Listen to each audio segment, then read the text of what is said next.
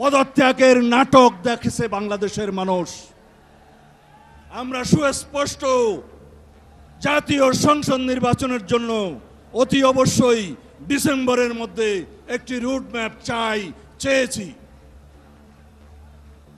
আমরা গণতান্ত্রিক অধিকারের জন্য যদি কথা বলি, সেটা যদি আমাদের অপরাধ হয়, সেই অপরাধ আমরা বারংবার করতে থাকব।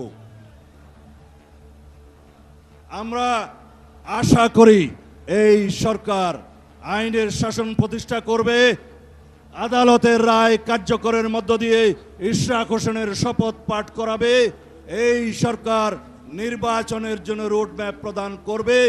অন্যথায় যদি এই অন্তর্বর্তীকালীন নিরপেক্ষ সরকারের বিরুদ্ধে গণতন্ত্রের দাবিতে, নির্বাচনের দাবিতে বাংলাদেশের মানুষকে আন্দোলন করতে হয়, সেটা হবে ইতিহাসে একটি দুর্ভাগ্যজনক অধ্যায়।